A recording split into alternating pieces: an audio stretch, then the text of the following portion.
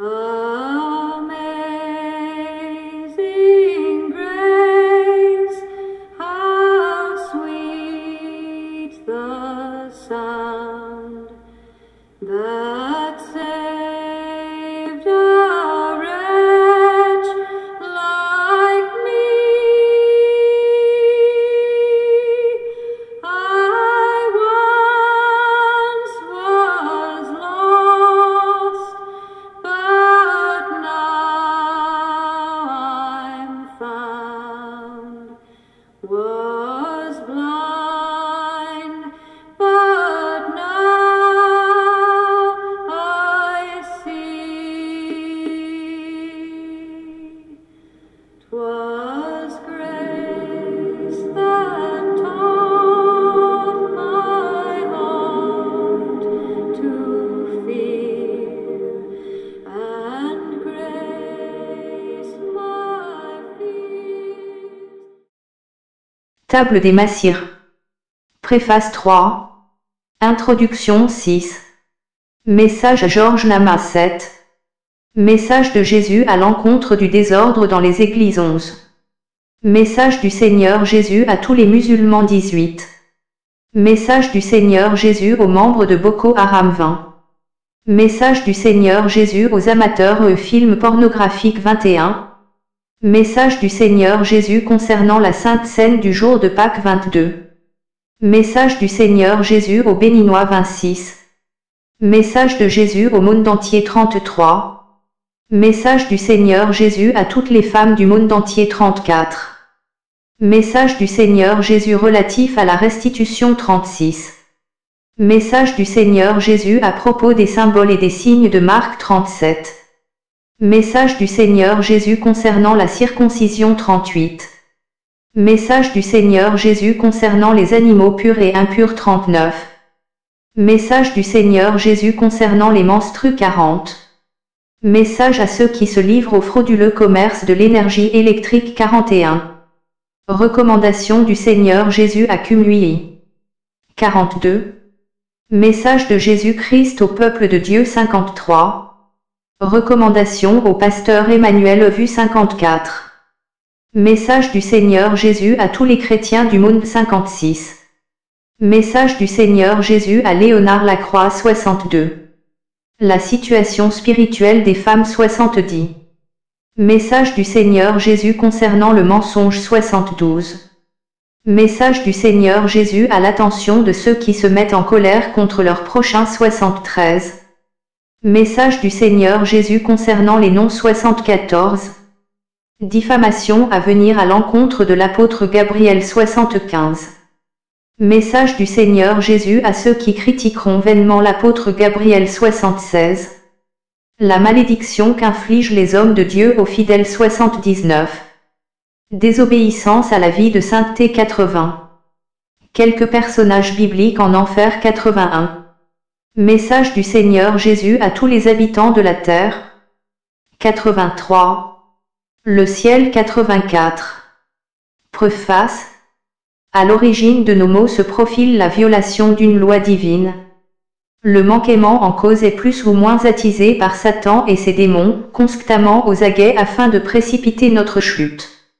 Ennemis déclarés du genre humain, les anges déchus n'ont qu'une obsession, enfourner toute l'humanité dans les brasiers de l'enfer et leur conférer le rebutant statut de pensionnaire de l'étang ardent de feu et de soufre mentionné en Apocalypse 9, 20 et Apocalypse 20, 10. Est l'Éternel, lui qui a créé l'homme à son image. Genèse 1, 26, ne l'entend pas ainsi. Dans son amour infini pour l'homme, il se réclame de sa déclaration en Ézéchiel 33, 11, pour mener la contre-offensive. Ce que je désire, ce n'est pas que le méchant meure, c'est qu'il change de conduite et qu'il vive. Revenez, revenez de votre mauvaise voie, et pourquoi mourriez-vous, maison d'Israël? L'Éternel n'a jamais laissé l'homme sans lui prescrire toutes les lois et tous les commandements dont l'observation conduit à la félicité. Bien peu nombreux, hélas, sont ceux qui s'y conforment. De nos jours, seules 2 personnes par an tirent leur épingle du jeu et sont admises au royaume des cieux. L'Éternel est loin de s'en réjouir. Lui, le Dieu de révélation Apocalypse 1, 1, a décidé de monter au créneau.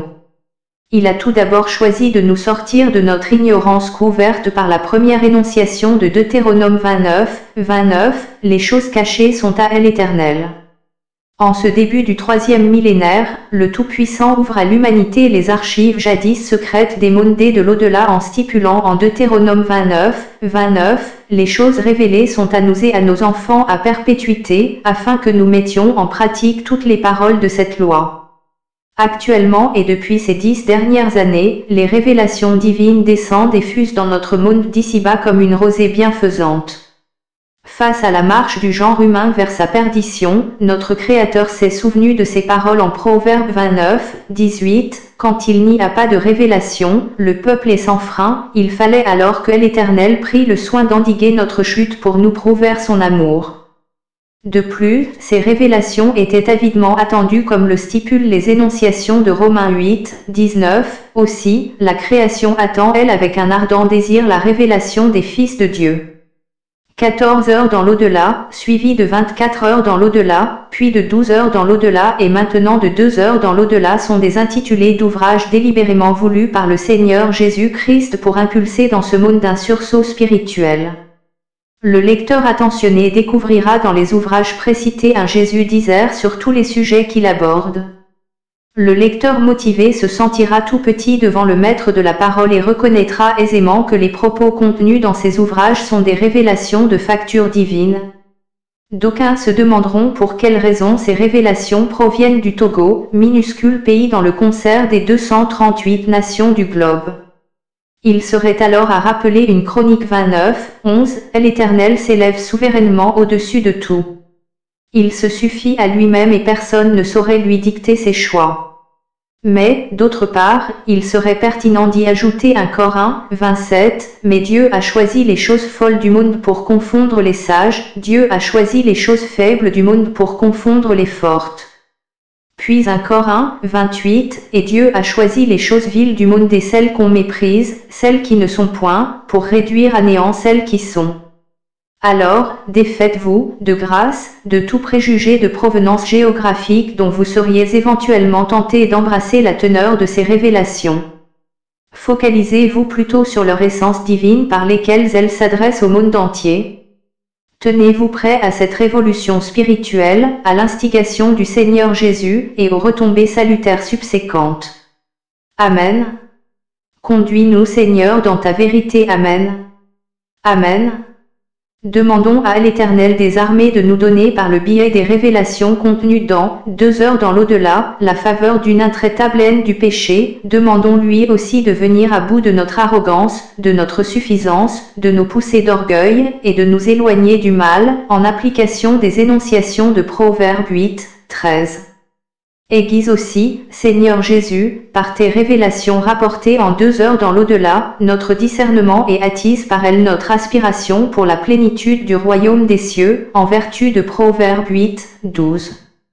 Puissent les révélations consignées dans le présent livre concourir efficacement au renouvellement requis de notre intelligence en vue des arbitrages pertinents à opérer en ce siècle présent qui grouille d'inventions et regorge de bien de pièges mortels, sans compter, parfois, de téméraires législations. Romains 12:2. Éternel, tes enfants te remercient d'avoir fait du Togo l'or de l'humanité. Mets-les à la hauteur de l'honneur ainsi fait à cette lilliputienne nation de ton choix afin que ses fils en devenant, par leur zèle, d'invincibles défenseurs des révélations du siècle, Marc 8:38, conduisent une foultitude d'âmes de par le monde à ton banquet céleste dont la table est déjà dressée et servie, Jean 2:17. Gloire à toi Seigneur et à toi seul toute la gloire de cette préface. Amen. Amen. Amen. Introduction. Je suis l'apôtre Douflé Kokou Gabriel, ce ressortissant togolais qui, tout au long des pages de ce livre, met à votre disposition des informations recueillies auprès du Tout-Puissant en janvier 2016. Ces communications du Seigneur Jésus s'adressent à toute l'humanité. En conséquence, leur accès et l'appropriation de leur teneur ne sauraient être assujettis à des restrictions de genre, d'âge, d'ethnie, de race, de couleur de peau, de rang social, de religion, de profession, de nationalité, de pays et de continent. Issues de l'Éternel des armées, elles sont de ce fait revêtues du caractère universel que leur confère la prestance, l'omniscience, l'omnipotence et l'omniprésence du Créateur de toutes choses. Libellées en langue française dans leur version d'origine, elles sont appelées à franchir toutes les barrières de langue pour devenir accessibles à tous. Au moment opportun, le Seigneur souverain saura toucher le cœur de ses enfants les plus dévoués, lesquels, mettant alors le pied à l'étrier, accompliront les diligences relatives à l'universalisation des données correspondantes. Il est au accent grave fait fondé que se pose la question de savoir de quelle façon ces communications de l'Éternel me sont parvenues à moi, l'apôtre Doufflé Cocou Gabriel, et il est non moins important que réponse soit donnée à une telle interrogation. J'ai répondu à un appel du Seigneur Jésus, me pressant par la voie des canaux intérieurs à me rendre dans un camp pour une session de jeûne et de prière. Le Seigneur Jésus, comme il l'a maintes fois fait avec moi par le passé, m'a fixé ce rendez-vous au camp de prière dénommé Cladé Koku Kopé, dans la préfecture de Hao. J'y suis resté du 11 novembre 2015 jusqu'en janvier 2016. Je n'étais pas seul dans ce camp. Je vaquais comme tout un chacun des pensionnaires à mes occupations de jeûne et de prière lorsque, à la date du 3 janvier 2016, à 2 heures précises, le Seigneur Jésus s'est rendu visible devant moi et m'a enlevé. Comprenez par là qu'il a détaché mes corps subtils de mon corps physique, comme cela se passe pour toute personne qui décède. Nous étions sur un autre plan d'existence et c'est dans ces conditions que le Seigneur Jésus et moi nous avons conversé pendant 2 heures d'affilée. Ceci justifie le titre de l'ouvrage. J'ai été rétabli dans mon corps physique à 4 heures du matin. Message à Georges Nama. Le Seigneur Jésus envoie le message ci-après à Georges Nama. Il est antéchrist et, à ce titre, tous ceux qui opèrent sur sa chaîne de télévision iront comme lui en enfer. Les clients de sa chaîne de télévision et autres parties prenantes sont également des antéchrists, parce qu'ils se fient aux paroles de Georges Nama. N'est-il pas précisé que Jésus-Christ télévision égale Antéchrist télévision? Georges Nama est bouffi d'orgueil. Jésus lui fait savoir que lui, Nama, il est à la fois pauvre, enfant de malédiction, agent de Satan, accusateur, menteur et, de surcroît, fils du diable. Jésus lui signifie par les présentes qu'il est un aveugle et que ceux qui reçoivent ses enseignements et autres messages sont eux aussi des aveugles. Jésus lui signale que le Gabonais qui a reçu la révélation, pour son propre compte à lui, Nama, est porteur d'informations ne provenant pas de lui, le Seigneur. La communication en cause est plutôt issue de Satan, l'Antéchrist. Comment lui Georges Nama peut-il soutenir que lui Jésus n'est pas le Seigneur Dieu? Bien entendu, seul le Seigneur Jésus est Dieu. Faisant suite à ta déclaration, moi Jésus je te souligne que tu es un enfant de perdition. Tu fais partie des enfants de perdition et tu iras assurément en enfer car tu ne pourras jamais te résoudre à proclamer que Jésus-Christ est Seigneur ou Dieu. Le verset que moi Jésus, je prends pour te condamner est Apocalypse 12, 10, lequel accuse les enfants et les envoyés de Dieu, c'est le verset de l'accusateur. Georges Nama, tu es un grand menteur et ton papa dans cette spécialité c'est Satan. Jean 8, 44. L'orgueil démesuré de Satan lui a valu son éviction du royaume des cieux. C'est le même niveau d'orgueil qui est incarné en toi, Georges Nama, avec son lot de mensonges. Proverbe 16, 18. L'arrogance précède la ruine et l'orgueil précède la chute. Quand Philippe demandait à Jésus de lui montrer son Père, Jésus lui a répondu que depuis tout le temps qu'il est avec eux, il ne sait pas encore que c'est lui, Dieu. Jean 14, 7. Georges Nama, je te fais savoir que moi, Dieu, je suis venu en chair parler à Abraham et il m'a reçu de tout son cœur. C'est encore moi qui lui ai annoncé que Sarah tombera en état puis enfantera d'un garçon auquel sera donné le nom d'Isaac. Genèse 18, année 2. Ainsi je m'adresse à toi aussi Georges Nama en te demandant s'il existe quelque chose de si difficile que Dieu ne saurait faire. Je m'adresse à toi Georges Nama pour te demander si je suis un Dieu incapable et dépourvu de moyens d'action. D'ailleurs, bien avant que Élufou l'embryon ne soit formé dans l'utérus de Marie, moi Jésus, j'ai envoyé l'ange Gabriel dire à Marie qu'elle tombera enceinte et enfantera d'un fils auquel il sera donné le nom de Jésus. Tout le monde sait que Jésus est Dieu. Les francs-maçons le savent, les païens le savent.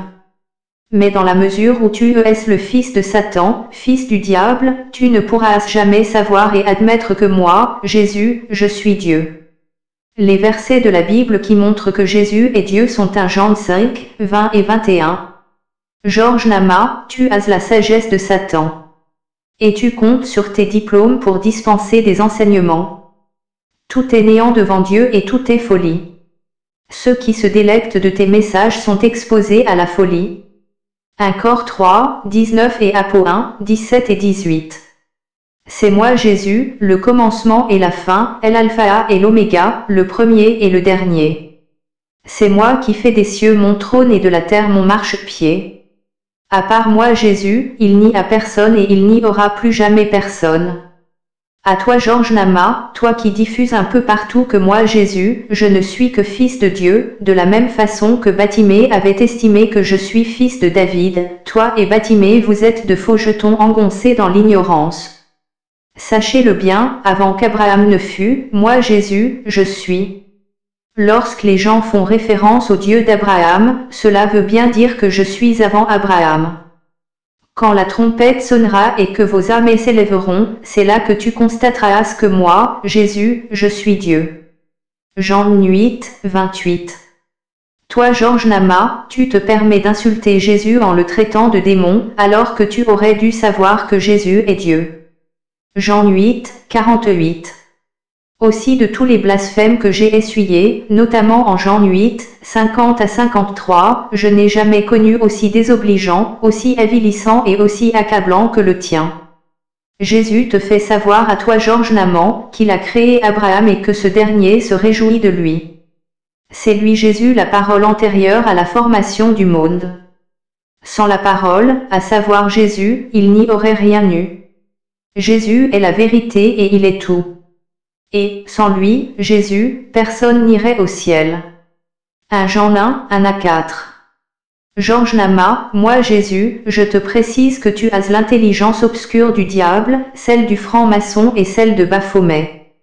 Aussi, ne seras-tu jamais à même de comprendre que Jésus-Christ est Dieu, mais dès que tu seras basculé en enfer, tu adhéreras à cette évidence que Jésus est Dieu, sauf que ce serait trop tard pour toi.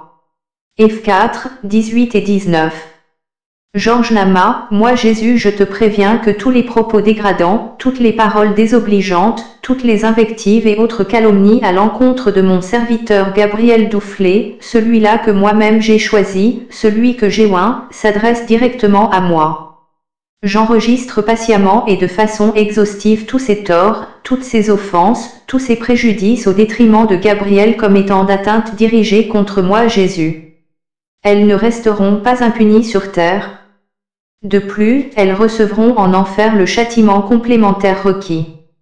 Georges Nama, crois-le, tes insultes et médisances déversées sur mon oint Gabriel Doufflet ont pour effet de déverser la souffrance de l'enfer sur moi Jésus et, au moment opportun, tu en éprouveras la juste rétribution. Moi Jésus, je t'invite à lire dans le livre de Luc, le verset suivant, Luc 19, 27. Tous ceux qui n'auront pas voulu que Jésus régnasse sur eux auront leur tête coupée. Déduis en que toi Georges Nama qui refuse d'accepter son message, tu as déjà la tête tranchée en enfer. Pour autant, moi Jésus, je ne veux pas ta mort. Ézéchiel 33, 11. Moi, Jésus, je veux plutôt que tu te repentes sincèrement. Ainsi, je te rappelle que tous ceux qui ne sont pas pour moi sont contre moi. Par conséquent, toi Georges Nama, tu te es manifestement levé contre moi et tous ceux qui te suivent font de même et vous irez tout vous en expliquer en enfer. Ainsi, le petit Gabonais qui prétend avoir reçu une révélation pour toi Georges Nama, révélation dont tu te sers, je lui conseille de s'amender, de faire la restitution, je veux dire la dénégation d'une telle contre-vérité, de se repentir sincèrement et de demander pardon. En cas de refus, il aura sa part en enfer. En outre, Georges Nama, tu ne veux pas non plus accepter l'existence de l'enfer. Tu ne veux pas admettre également que l'enfer est activé et fonctionne à plein régime. Les raisons qui te poussent à défendre de telles idées sont simples. Tu as fait alliance avec Satan et il a endurci ton cœur. Il t'oblige ainsi à nier l'existence de l'enfer, à ne jamais dire que l'enfer fonctionne à plein régime parce que le jour où de telles informations émaneront de toi, Satan te tuera. Dans le prolongement de cette alliance avec Satan, Georges Nama, tu t'opposes à ce que soient passés sur ta chaîne de télévision les témoignages sur l'enfer. De même, Satan te tient dans l'obligation de dire que moi Jésus je ne suis pas Dieu. Ainsi avec ton assentiment, Satan peut te pousser à dire qu'il est venu en personne mourir pour tous les téléspectateurs qui captent les émissions de ta chaîne de télévision dénommée Christ Télévision égale Antéchrist Télévision.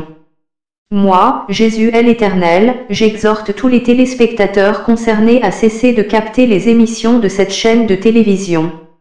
Je les exhorte à cesser de suivre les messages de Georges Naman. Je les exhorte à brûler tous les prospectus, brochures et autres publications émanant de cette exégète. Georges Nama a des yeux, certes, mais il ne voit pas avec. Il a des oreilles, certes, mais il n'entend pas avec. Sa chaîne de télévision est, par excellence, une chaîne antéchrist. Matthieu 13, 13 à 15.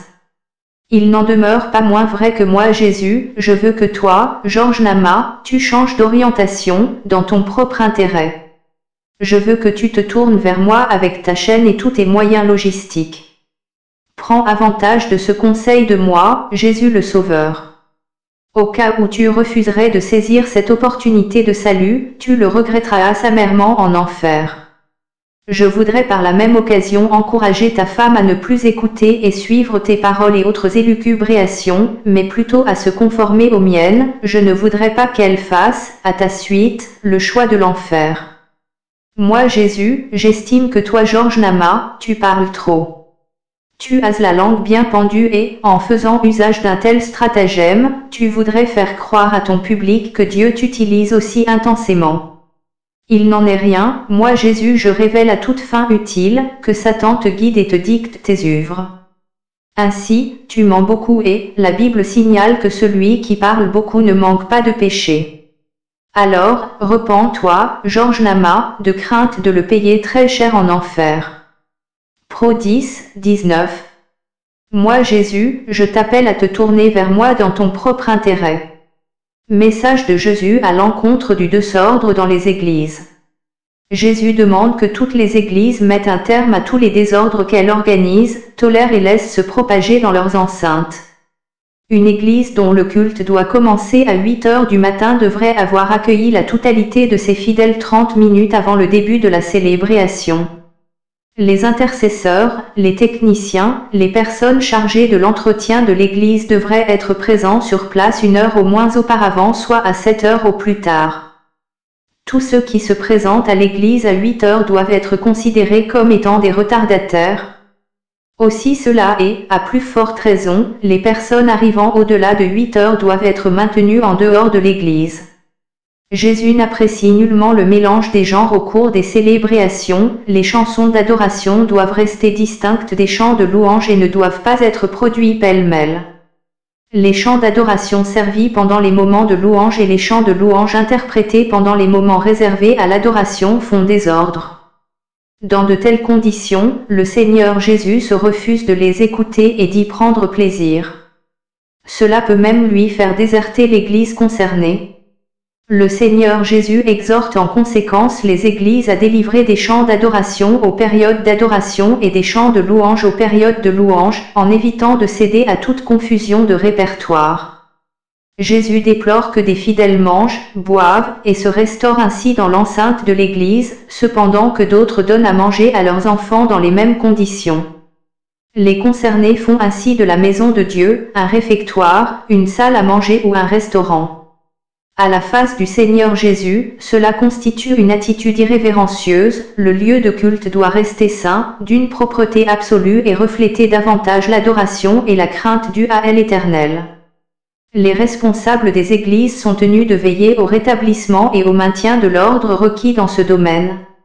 Jésus observe les allées et venues de fidèles qui sortent de l'église pendant le culte.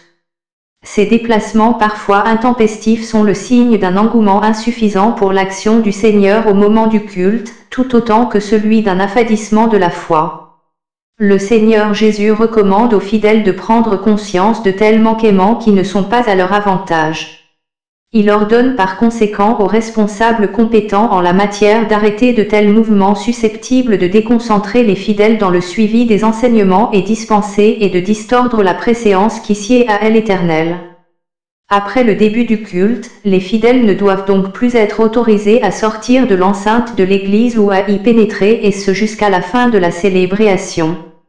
Pour ceux qui font prévaloir leurs besoins pressants d'uriner ou d'aller aux toilettes pendant le culte, le Seigneur Jésus les invite à prendre les dispositions appropriées avant le démarrage du culte afin d'éviter toute perturbation et toute distraction du temps que les fidèles lui consacrent. L'épée dans les églises. Le Seigneur Jésus fait savoir que tous ceux qui lâchent des paix ou émettent des gaz dans l'église se maudissent eux-mêmes. Il demande aux concernés s'ils oseraient se le permettre s'ils se trouvaient en face d'un président de la République. Confrontés à une telle autorité, ils sauraient bien se tenir, sous peine d'encourir de mémorables passages à tabac, à l'appui de leçons de civilité. Jésus constate bien tristement que ses enfants ne lui réservent pas autant d'égards. Ils en font à leur tête, se relâchent volontiers et se comportent comme s'il était une entité négligeable et parfaitement méprisable. Prêt à se plier en quatre devant de simples hommes, ses enfants lui dénient toute respectabilité, tout honneur, toute politesse à lui l'Éternel, leur Créateur. Attentif au comportement de tout un chacun dans sa maison à lui, Jésus invite ses enfants à reconsidérer l'échelle des valeurs qu'ils ont établies entre Dieu et les hommes, aussi puissants soient-ils, et à en tirer toutes les conséquences. Jésus signale que lui l'Éternel ne fait pas exception de personne. Au cours du culte, s'il est demandé aux participants de se lever, tout le monde doit se plier à cette injonction devant sa face. De même, s'il est demandé de s'agenouiller, tout le monde devrait s'exécuter. S'il est demandé de chanter, tout le monde devrait le faire avec ferveur et engouement. S'il est demandé de s'asseoir, tout le monde devrait se retrouver assis. Le strict respect des injonctions précitées participe de l'ordre que le Seigneur se réjouira de voir revenir au sein des églises. De plus, le Seigneur réitère avec force qu'aucune femme n'est autorisée, devant sa face, à se tenir sur l'autel pour prêcher ou enseigner. Dans les églises, les adultères, les impudiques, les fornicateurs qui parlent en langue et prophétisent font des actions qui ne proviennent pas de lui, le Seigneur Jésus. L'Éternel précise qu'il ne passe point par de telles personnes pour transmettre des prophéties. En revanche, il passe par des personnes qui mènent une vie de sainteté, de justice et de vérité pour ce faire. Le Seigneur Jésus souligne également qu'il ne transmet aucun message par le canal de personnes portant les signes recognitifs de son appartenance au monde, à savoir, mèche sur la tête, cheveux tressés, cheveux bouclés, perruque, boucles d'oreilles, collier, gourmette, bracelet, bague de mariage et tout autre objet de joaillerie, pantalons portés par les femmes, collants, aux talons, notamment. Le Seigneur Jésus affirme également qu'il ne fait transiter aucun message par ceux qui ruminent la haine ou la vengeance. Ne savez-vous pas que vous êtes le temple de Dieu? 1 Cor 3, 16. Alors, si vous vous permettez de prendre son temple pour commettre l'adultère, comment Jésus peut-il se tenir dans un tel temple et parler? Au regard de telles considérations, le Seigneur Jésus affirme qu'il est temps et c'est le moment ou jamais de mettre de l'ordre dans les églises et de satisfaire ainsi à une nécessité absolue. Jésus fait savoir aux pasteurs qui divulguent de leur propre bouche, à l'attention de tiers, les péchés confessés par les fidèles. Ces pasteurs ont alors commis 2 fois les 10 péchés. Ceux qui insultent leur prochain, selon Jésus, ils pêchent 2 fois.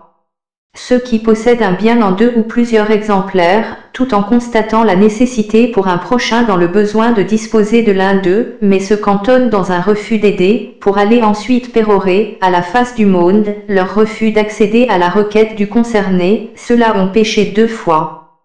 C'est le moment ou jamais pour le genre humain de se conformer à la volonté de Jésus car, avoir de la rancune en son cœur et aller dans l'enceinte de l'église chanter à cœur joie, comme si tout se passait bien, déposer son offrande ou verser sa dîme dans les mêmes conditions, sont autant d'actions qui n'accréditent nullement le concerné devant Jésus qui, alors, refuse de la reconnaître.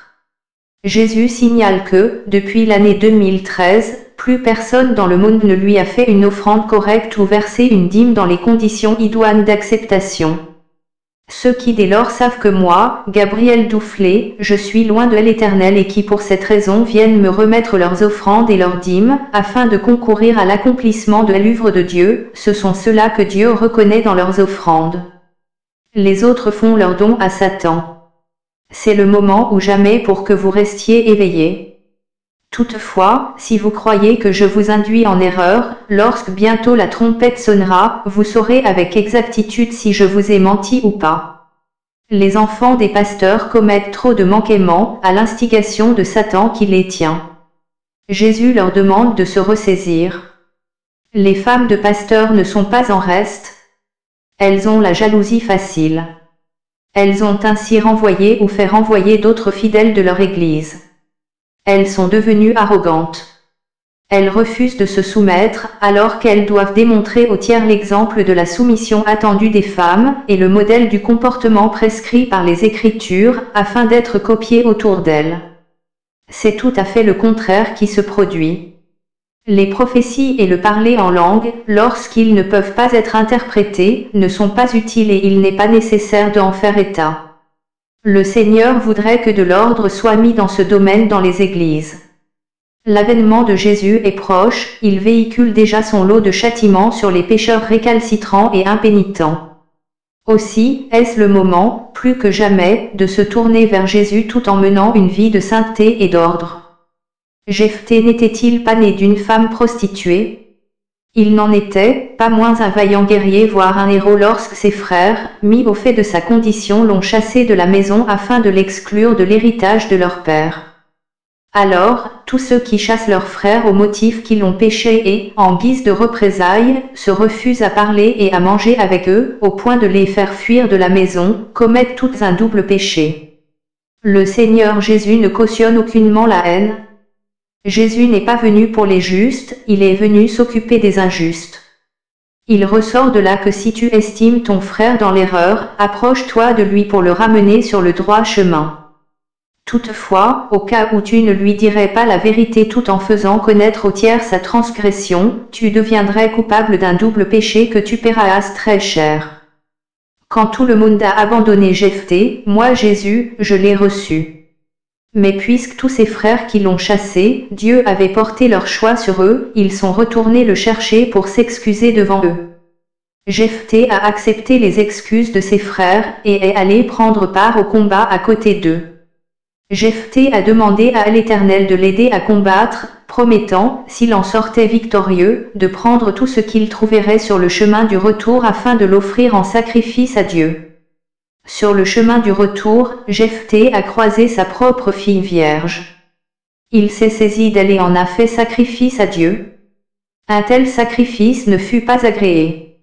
C'est l'occasion de souligner que tous ceux qui font de faux sacrifices ou des sacrifices inadéquats font du mal à leur âme. À ce titre, dans les églises, les fidèles offrent de plus en plus des pièces lisses, élimées, totalement usées dont personne ne voudrait dans des transactions commerciales. Dans la même veine, ils réservent aux églises les billets de banque dépareillés, usés, voire déchirés, ceux qui devraient être retirés de la circulation fiduciaire. Ces moyens de paiement, rejetés de la population, ils en font le lot de Dieu. À Jésus au fait de ces offrandes de non-valeur de demander aux fidèles des églises si ce comportement témoigne d'un souci de lui plaire. D'aucuns présentent en holocauste à Dieu des moutons aux pieds cassés, à la corne cassée, à la queue coupée ou présentant un autre défaut manifeste. Jésus demande alors à ses enfants de cesser de l'avilir de la sorte. Dieu demande à ses enfants de se ressaisir. Jésus rappelle que le sacrifice de Caïn n'a pas été accepté. Au moment où, en ces temps derniers, l'avènement de Jésus étant proche, l'Éternel vous demande de revenir à lui, inspirez-vous plutôt de la démarche d'Abel et offrez-lui toujours ce que vous avez de meilleur. Cela fait partie de l'ordre que chacun doit mettre au sein de l'Église dans sa relation avec le Tout-Puissant. Encore une fois, le Seigneur souligne qu'il ne veut aucunement la mort du pécheur, Ézéchiel 33, 11, mais qu'il reste plutôt attaché à sa vie. Jésus dit encore que s'il t'avertit de la mort de l'homme méchant, mais que tu refuses de le prévenir, à la mort de ce dernier le Seigneur te demandera son sang. Ézéchiel 33, 18. Si les personnes rechignent à se repentir, les chrétiens en portent une belle part de responsabilité. À voir l'image que donnent d'eux les chrétiens, il devient bien difficile de convaincre les non-chrétiens de se repentir. L'adultère, la fornication, l'homosexualité, les mensonges, la haine, les injures, la méchanceté sont des manquements au vu desquels les personnes se détournent volontiers de Jésus qui en souffre. En enfer, également, les suppliciés se ressentent de tels travers. Ceux qui commettent des péchés à l'encontre de Jésus font du mal à leur âme. Jésus demande à tous les pédérastes et à toutes les lesbiennes de venir à lui et de lui donner leur vie, il les aime énormément. À cet égard, Jésus reconnaît que ce sont bien souvent les femmes qui incitent les hommes à l'homosexualité, notamment en leur manquant de respect, en persistant dans les incompréhensions, en mettant le feu aux poudres de la bagarre et des querelles, bref, en cherchant à prendre l'ascendant sur le conjoint, en violation des dispositions correspondantes des instructions données par le Seigneur dans les Écritures. Tous ces dérèglements et autres désordres font que l'esprit de péché a envahi les hommes. Ces derniers se rassemblent entre eux, s'unissent entre eux, pour fuir ces problèmes rencontrés au contact des femmes. D'autre part, les hommes sont également responsables, pour partie, du lesbianisme des femmes. Ce n'est ni à l'avantage des hommes, ce n'est pas non plus à l'avantage des femmes, les âmes concernées étant ainsi poussées à la perdition. Jésus demande à tous ses enfants de rétablir l'ordre naturel et conséquent des choses dans ce domaine. Il dit aux pédés et aux lesbiennes que ses bras restent grandement ouverts pour les accueillir, toutefois il faut qu'ils viennent à lui en se défaisant de leur homosexualité et en se repentant. Jésus interpelle le monde entier à ne pas recevoir la marque 666, il demande à tout le monde de se rendre à lui, de venir à lui, de s'en remettre à lui. Jésus informe que c'en est fini pour tous ceux qui en Amérique et partout ailleurs dans les églises et dans le monde entier portent cette marque du 666. Ils sont irrémédiablement perdus. Le sont également tous ceux qui transforment l'homme en femme, position de la femme à califourchon sur l'homme au cours du rapport sexuel. Le sont également ceux qui transforment des femmes en hommes, ce qui revient à la même position dans laquelle le demandeur est l'homme. Ce sont tous des candidats à la perdition qui n'ont plus droit au pardon. Jésus informe que toute femme qui interrompt dorénavant une grossesse pour éviter de donner naissance à un enfant est déjà une femme morte debout, cette personne n'a plus droit au pardon. Elle est perdue et c'est l'enfer qui l'attend. Jésus dit qu'il vous appelle tous à venir à lui, peu importe la religion, peu importe la race, peu importe l'ethnie, peu importe la nationalité à laquelle vous appartenez. Jésus vous appelle tous autant que vous êtes car il ne veut pas vous voir mourir dans le péché. Le moment reste encore favorable pour vous, mais c'est la dernière opportunité d'appel à repentance qui vous est adressée à vous qui nous écoutez. Ne la gâchez pas, saisissez-la et n'endurcissez surtout pas votre cœur. Message du Seigneur Jésus à tous les musulmans. Jésus interpelle comme si après tous les musulmans du monde entier. Le père d'Ismaël, c'est Abraham. Le père d'Isaac, c'est également Abraham. La mère d'Isaac, c'est Sarah, la patronne d'Agar. La mère d'Ismaël fut Agar, la servante de Sarah. Jésus vous fait savoir que c'est bien lui qui a demandé à Abraham de renvoyer Agar et son enfant Ismaël, car Sarah fut la première femme d'Abraham. C'est encore moi Jésus qui vous demande à vous tous les musulmans de venir vers moi afin que vous ne périssiez pas à jamais de votre confiance et de vos dévotions à Mahomet. Mahomet n'est pas le sauveur. Il n'est pas mort pour un pécheur. Seul Jésus est venu mourir pour expier les péchés des hommes.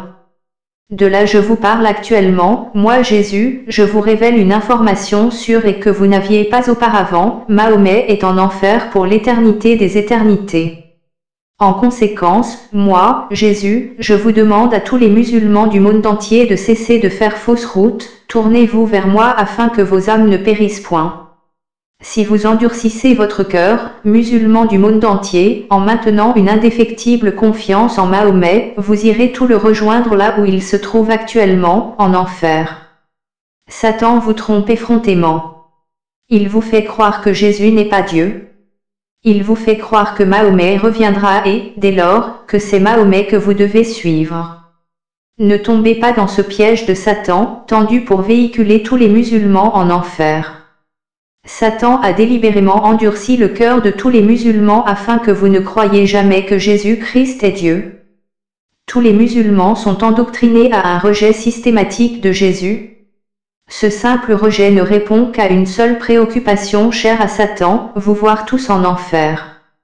Si vous croyez réellement que le ciel, le paradis que vous désignez du nom de Al-Diana existe, alors moi, Jésus, je vous le dis en vérité, j'en suis le seul chemin.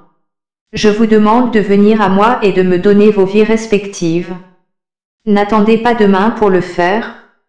Ne différez pas à plus tard votre réponse favorable à mon appel, saisissez à l'instant cette opportunité de vous raccorder à moi, car je vous offre ainsi cette ultime occasion de venir à moi. Je vous aime infiniment et je suis soucieux de vous protéger contre cet impitoyable dessein de Satan. Je vous aime et ne peux faire pour vous le choix de l'enfer. Fiez-vous à moi, Jésus, l'Éternel de tout cœur. La fin des temps est proche, il est temps pour vous de venir à moi, votre Créateur, à moi, le Père de toutes choses. Je tiens à vous éviter l'enfer. Message du Seigneur Jésus aux membres de Boko Haram. Le Seigneur Jésus parle comme si après à tous les membres du groupement terroriste dénommé Boko Haram. Satan a tous attaqué vos cœurs respectifs et vous pousse à faire du mal, en semant la désolation un peu partout. Moi, le Seigneur Jésus, je vous connais tous autant que vous êtes. Je connais votre chef. Je connais vos réseaux dans le détail de ses moindres ramifications dans le monde entier. Moi, Jésus, je vous enjoins de cesser de tuer des personnes et de faire quelque mal que ce soit aux tiers.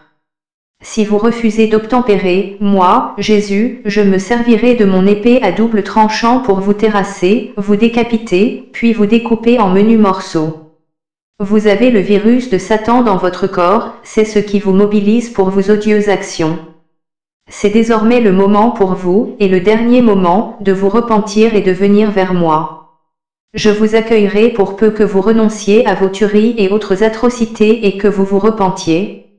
En cas de refus de votre part, vous verrez se déverser sur vous, la plénitude de ma colère à moi, l'Éternel. Encore une fois, je vous dis que je vous aime et vous demande de me donner vos vies. Message du Seigneur Jésus aux amateurs de films pornographiques. Moi, Jésus, le roi des rois, je recommande à tous les acteurs du monde entier qui se produisent dans les films pornographiques de renoncer à la production de telles œuvres. De telles activités sont une abomination devant ma face à moi, l'Éternel. Je vous interpelle donc par les présentes indications.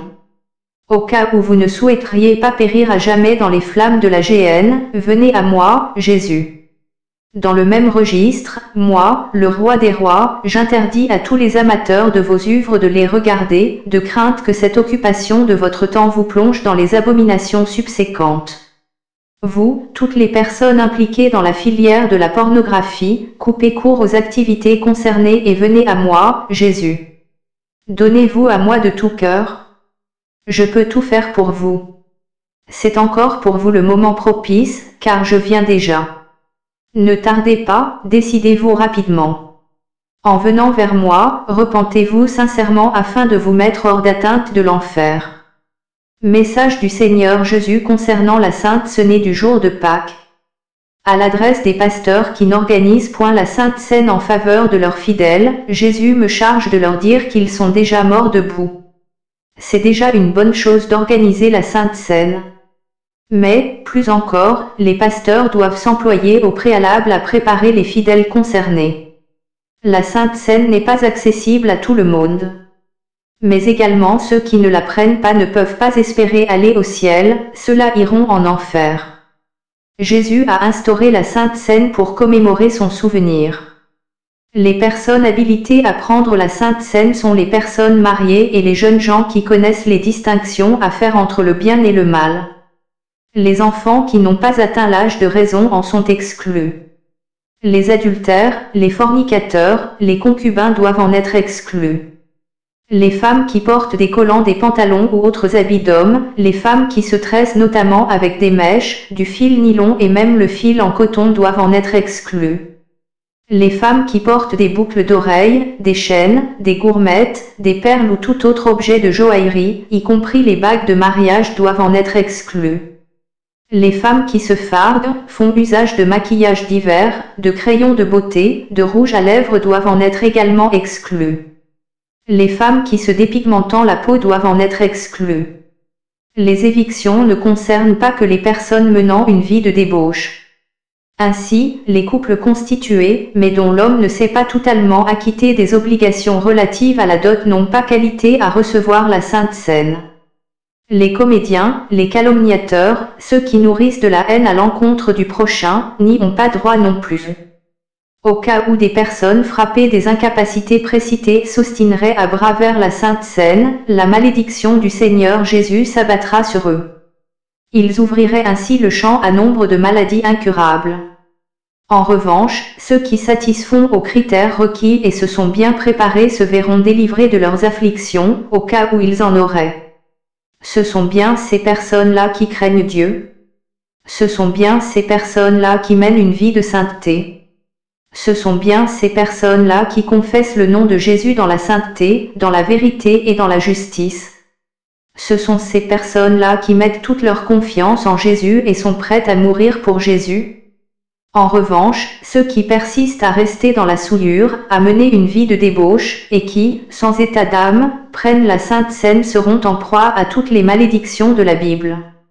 Ceux-là qui savent pertinemment qu'ils ont péché mais ne se sont pas encore confessés, avec l'invincible détermination de ne plus retomber dans les péchés concernés, si d'aventure ils vont à la Sainte Seine appellent les malheurs du monde à s'installer dans leur vie, notamment, la pauvreté, diverses souffrances, l'échec, nombre de maladies, l'amertume, la tristesse. Ceux qui peuvent prendre la Sainte Seine sont ceux-là qui sont baptisés et nés de nouveau et qui sont certains que leur nom est écrit au ciel. Ceux-là ne sont ni orgueilleux, ni envieux, ni jaloux. La Sainte Seine consiste à se souvenir du sacrifice consenti par le Christ en rémission de nos péchés. À cet égard, celui qui tient à aller au ciel doit la prendre. Une fois prise dans les conditions préconisées, cette Sainte Seine ouvre à l'heureux récipiendaire toutes les portes du bonheur. À tous ceux qui ont Jésus et prennent la Sainte Seine, connaîtront un allègement significatif du fardeau auquel ils sont confrontés. Est béni, celui qui bénit de telles personnes. Est maudit celui qui profère des malédictions sur cette personne. En revanche, ceux qui ne sont pas en Jésus-Christ, mais que l'orgueil et la fantaisie poussent par un irrespect du sacré et des lois à prendre la Sainte Seine sont maudits à jamais et ne pourront pas s'extirper de l'engrenage de la malédiction. Les versets qui en attestent sont les suivants, Jean 6, 51, 1 Cor 6, 6 à 8, 1 Cor 11, 23 à 30, Actes 10, 34, 2 Cor 6, 15 à 18. De même, ceux qui ont épousé la femme d'autrui, ne sont pas qualifiés pour la Sainte Seine, pas plus que ceux qui ont souillé leur lit conjugal. En conséquence, seuls ceux qui se présentent sans tache du corps, de l'âme et de l'esprit satisfont aux critères d'accréditation à la table sainte. Ceux-là seuls demeurent dûment préparés pour l'arrivée de notre Seigneur Jésus. Ceux-là seuls sont censés marcher dans la sainteté et la vérité tout au long de leur vie. Luc 1, 75. Le non-respect de tous ces critères produit des enfants voués à la perdition de l'enfer. À celui qui ne prend pas la Sainte Seine, la porte du ciel reste fermée. Il sera contraint de se présenter à la porte de l'enfer. En revanche, la porte du ciel est ouverte à celui qui prend la Sainte Seine.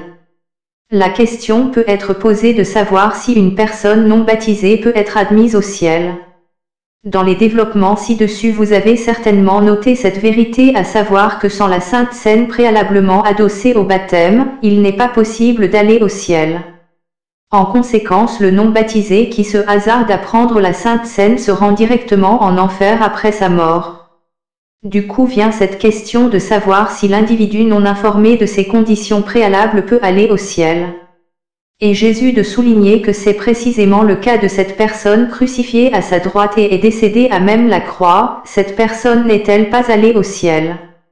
Et Jésus de dire ceci, écoute-moi très bien. Moi Jésus je te dis que si cette personne n'était morte dans ces conditions, elle aurait reçu Jésus et aurait été baptisée. Alors cette personne a été admise au ciel parce qu'elle n'était pas informée de ces choses. En revanche, le crucifié qui se trouvait à ma gauche, même si moi Jésus quand bien même je lui aurais accordé la grâce de lui SAU vers la vie, il n'aurait jamais accepté de me recevoir moi, Jésus, comme étant son sauveur. L'endurcissement de son cœur a été tel qu'il est allé en enfer. Le crucifié à ma droite a reconnu et confessé son statut de pécheur et a reçu Jésus comme étant son sauveur. De ce fait, il n'avait plus aucun péché en lui et il est allé au ciel. En Deutéronome 6, 30, il apparaît bien que Jésus aime la repentance. Aussi sont-ils ceux qui ont coupé leur cœur, les incirconcis, qui mangent la Sainte Seine. Mais ceux qui n'ont pas encore coupé leur cœur par le biais de la repentance, les incirconcis, et qui malgré cette situation prennent la Sainte Seine sont frappés de malédictions dont le diabète, les ulcères, le cancer, et toutes sortes d'autres maladies. Alors, celui qui s'est bien préparé à tuer la chair et c'est Jésus qui vit en lui. Dans ces conditions, il peut prendre la Sainte Seine en toute quiétude, il évoluera harmonieusement dans sa vie, sans connaître la mort brusque, l'accident mortel et le malheur, notamment. Le Seigneur Jésus m'a confié la charge de porter ce message à l'humanité, sans ne rien y ajouter et sans en retrancher le moindre iota. Alors toi qui as connaissance de ces informations, mets-les en œuvre et repens-toi car l'avènement du Seigneur Jésus est proche. N'endurcis pas ton cœur et confie entièrement ta vie à Jésus. Luc 23, 31 à 43. Message du Seigneur Jésus au Béninois. Pendant les élections présidentielles de 2016 au Bénin, le Seigneur Jésus m'a dépêché en mission pour que je leur demande de ne pas voter pour Talon. En la circonstance, Tinsou est le candidat que Dieu aurait souhaité voir l'emporter au Bénin. Le message spécifiait également ceci, au cas où les Béninois se décideraient à porter Talon au pouvoir, tout ce peuple sera frappé de lèpre, des enfants aux vieillards. Le scrutin s'est déroulé et les Béninois ont choisi Talon. Face à une telle situation, je suis allé en face du Seigneur pour enquérir des raisons de sa préférence pour Zinsou et de celle du résultat contraire à ses souhaits. J'ai signifié au Seigneur mon profond regret d'être allé dans le pays pour défendre de sa part une position qui s'est avérée contraire au résultat final. J'ai fait savoir au Seigneur que s'il s'agissait pour moi d'essuyer de sa part de telles déconvenues, alors il ne serait plus indiqué que je continue de divulguer ce qui vient de lui. Et le Seigneur de me répondre ceci, si je m'étais risqué à taire son message aux Béninois, la colère de Dieu se serait immédiatement abattue sur le Bénin et le sang des ressortissants de ce pays se serait répandu sur moi. Le Seigneur me fit savoir que j'ai plutôt été perturbé par cette parfaite Dajbo, ce vampire démon, qui se fait passer pour Dieu. Le Seigneur Jésus va-t-il un seul instant donner sa gloire à parfaite Dajbo? Aussi le Seigneur Jésus m'encouragea-t-il à annoncer avec exactitude tous ces messages aux personnes concernées. Le Seigneur Jésus me rappelle que, par le passé, il a parlé et sa parole s'est accomplie. De même, tout ce qu'il annonce dans le siècle présent s'accomplira également et s'accomplira certainement.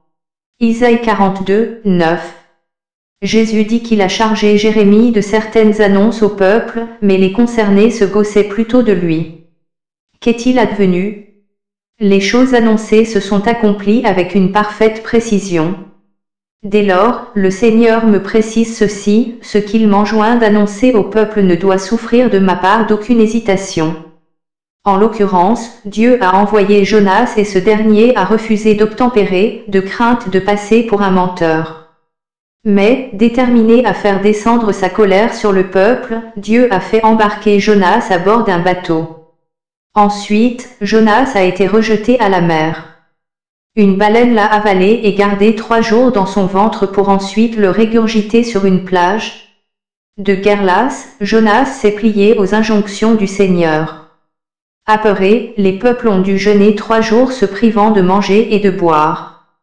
Étaient ainsi concernés par les privations et les vieillards, et les enfants et même les animaux, ils ont tous eu peur de Jonas. Attendri par cette repentance générale, Dieu a fait grâce au peuple concerné. Pour en revenir au cas du peuple béninois qui a défié la voix de l'Éternel, mon rôle à moi, Gabriel, a été d'obéir et de faire connaître son message. Ce fut pour le Seigneur l'occasion de me faire savoir que sans la foi, nul ne peut marcher avec lui. Alors, moi Gabriel, je suis invité à croire et à accepter que c'est bien lui Jésus le Seigneur et Dieu. Celui qui tient à voir avant de croire s'inscrit en dehors du processus de la foi. Le Seigneur avait enjoint à Abraham d'aller dans un pays où il ne connaissait personne. Abraham ne s'est pas posé de questions, il s'est exécuté. Il est arrivé dans le pays visé, après avoir vécu des situations difficiles tout au long de son cheminement. Il ne s'est pas découragé pour autant car il a été soutenu par sa foi. Dieu a promis à Abraham qu'il allait le bénir et que sa descendance sera aussi nombreuse que le sable de la mer. Consciente de sa stérilité, Sarah n'a pas cru en l'annonce de sa capacité à porter grossesse et s'est engagée dans des initiatives reflétant son impatience. 25 années plus tard, les bénédictions annoncées à Abraham se sont concrétisées. L'enseignement à tirer de ces rappels est le suivant: une fois que Dieu s'est exprimé, peu importe les délais, sa parole s'accomplit certainement. Habacuc 2, 3. Ainsi pour ce qui concerne le Bénin, le Seigneur me recommande d'attendre patiemment si sa prophétie sera suivie d'effet ou pas. C'est le Seigneur Dieu qui a parlé et sa parole ne passera pas. D'aucuns pensent également que l'avènement de Jésus est un mensonge. Ils sont dans cette conviction que le Seigneur ne reviendra plus. Ils sont loin de s'imaginer que Dieu s'emploie à retarder sciemment sa venue, afin de donner au genre humain l'opportunité de se repentir. Le Seigneur désire tant que les âmes, beaucoup d'âmes parviennent au ciel. Il est suffisamment pas pris en considération que 1000 ans chez les humains ne correspondent qu'à un jour chez Dieu.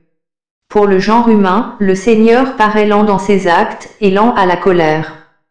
Le genre humain ne réalise pas suffisamment que l'Éternel fait preuve d'une grande sagesse qui n'est pas celle des hommes. Il ne réagit pas comme les hommes. Pro 14, 29. Le Seigneur souligne que la grâce dont bénéficient encore les humains dans le monde d'ici-bas est la suivante: son sang versé en rémission des péchés nous donne l'occasion de survivre à l'effet de nous repentir avant que la colère de Dieu ne descende. N'eût été le sang versé, nous eussions dû mourir à l'instant où un péché est commis. Le sang versé par Jésus retarde la mort du pécheur. Le Seigneur m'exhorte par conséquent à faire connaître largement les messages dont il me charge, sans m'en référer aux commentaires désobligeants de destinataires. En Galates 10, Paul dit bien qu'il ne parle pas pour être glorifié devant les hommes, mais plutôt pour glorifier le nom du Seigneur Jésus. Partant de là, le Seigneur me déconseille de rechercher l'appréciation des hommes. Indépendamment de ce que les hommes peuvent en penser ou en dire, moi Gabriel, je suis tenu de divulguer sa parole. Parce que le fait, Jésus se réjouit de moi chaque jour et se tient prêt à donner corps à sa parole. En Jérémie 1, 12, il est stipulé ceci: et l'Éternel me dit, tu as bien vu car je veille sur ma parole pour l'exécuter. Et la précision suivante est spécifiée en Nombre 23, 19. Dieu n'est point un homme pour mentir, ni fils d'un homme pour se repentir. Ce qu'il a dit, ne le fera-t-il pas? Ce qu'il a déclaré, ne l'exécutera-t-il pas? Et Jésus de dire alors qu'il respecte plus sa parole que son grand nom? Dans Isaïe 55, 11, ainsi en est-il de ma parole qui sort de ma bouche. Elle ne retourne point à moi sans effet, sans avoir exécuté ma volonté et accompli mes desseins. À noter ceci en Marc 13, 31, le ciel et la terre passeront mais mes paroles ne passeront point, et Jésus de ponctuer que c'est bien le cas, sa parole ne passera jamais car elle s'accomplit certainement. Aussi Jésus me demande-t-il de ne pas trembler d'autant que lui, Jésus, il aime les âmes vaillantes, celles qui endurent et persévèrent et non pas celles qui se dégonflent et se débinent à la moindre occasion. Poursuivant sur sa lancée, Jésus fait observer qu'il avait annoncé sa mort suivie de sa résurrection le 3e jour. En raison de cette annonce, de grands soldats ont été mobilisés pour surveiller sa tombe. Au moment opportun, un seul ange est descendu et a ouvert la tombe sans que les gardes présents n'en sachent rien, cependant que lui, Jésus, était déjà ressuscité. Ceci étant, en faut-il davantage pour prouver que tout ce qui sort de sa bouche se réalise toujours. Jésus me demande donc de ne pas ressentir le moindre trouble, la moindre gêne, je dois vulgariser sa parole sans tergiverser, d'autant que ce qu'il a dit finira forcément par s'accomplir. Il me demande par conséquent de m'armer de la patience d'attendre et de voir les événements à venir au Bénin car ce que lui Jésus a dit se produira absolument. À ce moment-là, les Béninois confrontés à l'évidence viendront d'eux-mêmes s'excuser, demander pardon. Les Béninois en seront totalement médusés et ébahis et moi, Gabriel, je me mettrai à jeûner afin d'obtenir pour eux la miséricorde divine. Dans l'intervalle, moi Gabriel, je dois m'en tenir à observer un silence total. Jésus de me signifier alors que dans ce cas précis, il agira de la manière dont il a procédé en Égypte, des abeilles seront déployées sur les Béninois. Talon et Parfaite d'Eshbo en seront personnellement frappés et ils réaliseront ainsi la grandeur du Seigneur. De plus, en vertu des dispositions de Actes 12, 21 à 23, les vers rongeront les Béninois. Si cela leur était signalé maintenant, ils se refuseraient à le croire. Mais, parole de Jésus, au moment où tous ces mots annoncés maintenant se concrétiseront, tous ceux qui se mettent en devoir de m'invectiver, moi Gabriel, n'auront plus qu'une seule hâte, celle de venir se prosterner devant ma personne. Jésus me demande de lui réaliser son œuvre sans désemparer. Ce qui se passera à l'avenir a déjà fait l'objet d'un avertissement préalable pour lequel le Seigneur a mobilisé son oint. Les Béninois ont été bel et bien prévenus quand bien même ils ont pris le contre-pied de ce conseil avisé de l'Éternel. Dès lors, le Tout-Puissant peut donner libre cours à sa colère et la faire descendre sur ce pays par suite de ce refus. Une fois de plus, le Seigneur m'exhorte à respecter sa parole afin de constater qu'il emportera finalement. En la matière, ce ne sera ni le commencement, ni l'état d'avancement de la malédiction annoncée qui comptera le plus. Seule la fin justifiera les moyens et c'est bien l'aboutissement du projet qui aura force probante. Tous ceux qui auront chair à me unir, moi Gabriel, seront en proie aux piqûres d'abeilles, cependant que les vers les rongeront et ils se rendront effectivement compte que c'est bien de l'Éternel des armées dont moi, Gabriel, je suis le messager. Finalement, tous les ennemis de Gabriel auront honte, à jamais. Jésus dit que c'est lui qui a créé Satan et non l'inverse. Il ne veut même pas savoir si ce Satan existe. Jésus martèle encore que sa parole finira par se concrétiser, sa parole est et sera toujours le dernier mot et Satan, quant à lui, il aura toujours tort.